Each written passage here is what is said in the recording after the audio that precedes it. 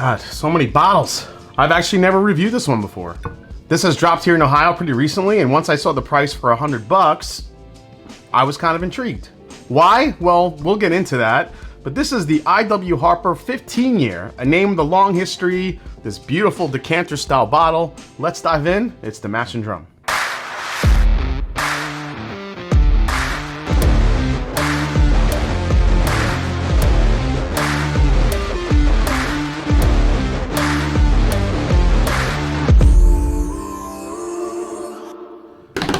What's up, folks? I'm Jason C. from the Mash and Drum, and welcome back to the show. Like, subscribe, help grow the channel for 2023. Thanks so much for the support.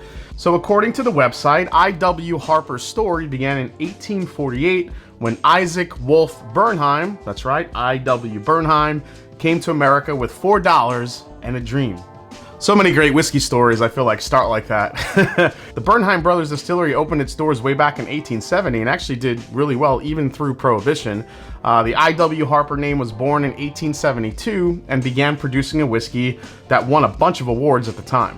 By 1955, I.W. Harper was a household name and even made international headlines. The bourbon was featured in popular men's magazines, it inspired a clothing line, it debuted in blockbuster films, and it cruised around the world mainly as an ocean liner favorite. It was like the, I don't know, like in today's time, it'd be like the chosen bourbon for like Royal Caribbean cruises. Now, the brothers had two distilleries in Louisville, the first one in Shively, the second one in West Louisville, where Heaven Hills Bernheim production facility is today.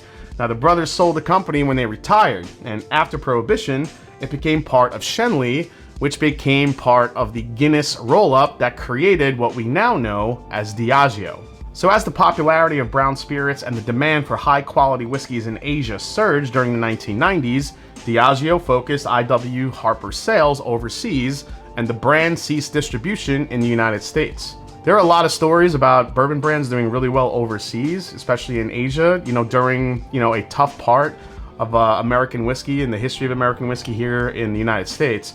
Four Roses is another brand I would bunch into that category of a brand that was kind of saved by all the interest in Asia. Since this is an 18-year-old bourbon, I'm gonna pour this out here. Now, Diageo then chose to bring back I.W. Harper to the domestic marketplace in 2015, both as an NAS bourbon and this 15-year age-stated bourbon in a beautiful bottle. All right, time for the details and some really pretty close-ups of this bottle. This is a 15-year-old age-stated bourbon from Diageo with a mash bill of 86% corn, 6% rye, 8% malted barley, bottled at 86 proof and priced right now in today's market at $100. So the reason I wanted to pick this up was really because of the price of it.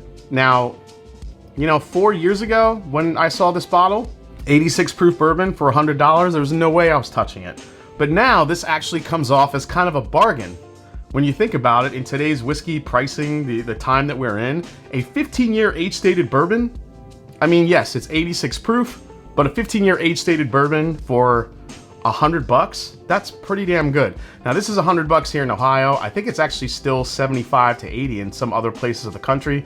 But either way, never reviewed it before. I haven't had it in years, so let's try it out. Here we go.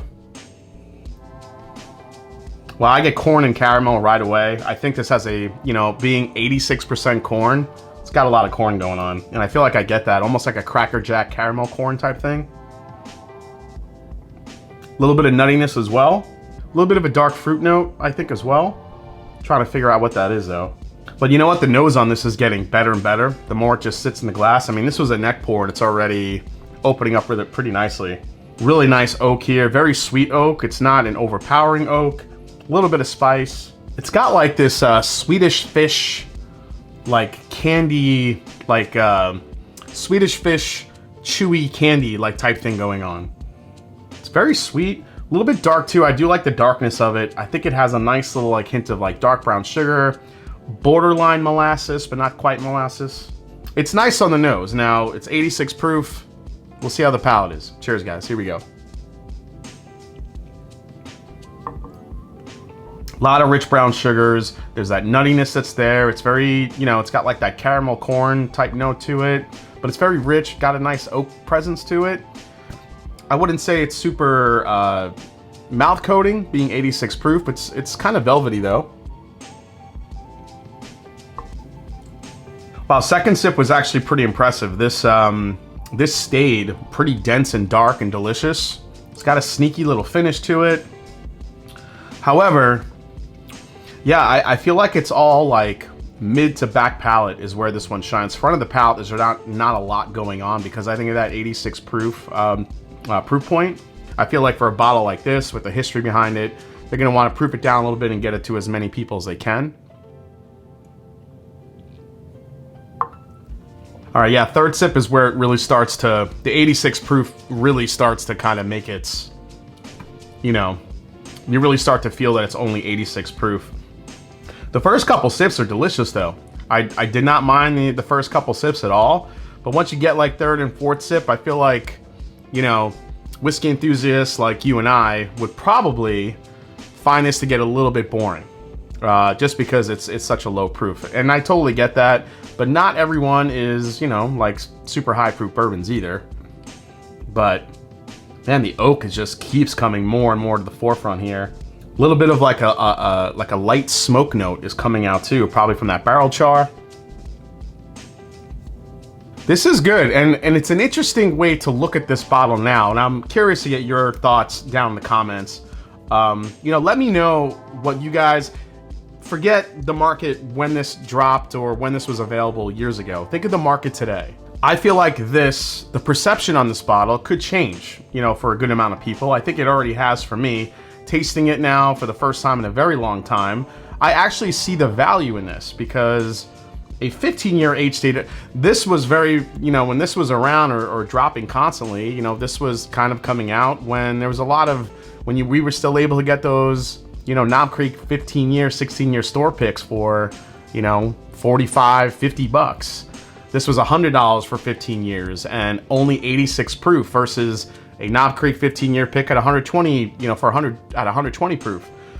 So now when you look at the market and the lack of high age stated bottles, this all of a sudden starts becoming a little bit of a better value maybe. Plus you have the beautiful decanter bottle. Even at 86 proof, I think this is an interesting bottle in today's market rather than it was, you know, several years ago. I mean, I don't know. I may be crazy. You guys tell me in the comments what you think about it. I think the market's shifting a little bit. It's kind of put this bottle in a little bit of a new light for me. Now, I hope it doesn't become a little bit bitter and over oaked as it works its way down the bottle, gets a little bit more air into it. We'll see what happens. But from a standpoint of for folks that like lower proof sippers, this one could get a little bit more interesting to everyone again. All right, let's final break down this thing, get my final thoughts. All right, final breakdown on the IW Harper 15. We have the price of about $100, at least that's what I paid for it. Secondary value, I don't think I've really seen these. I'm not sure if these get even upcharged anymore. I'm not really sure what the interest is, so leave that one blank. Now, as far as availability, this one is still pretty limited, I think. I haven't seen this bottle in a very long time. They just popped up back in Ohio. I'm not sure where you are, if these are still sitting around or if these are still readily available. You guys, again, let me know down in the comments. But the interesting transition here, I think, is value.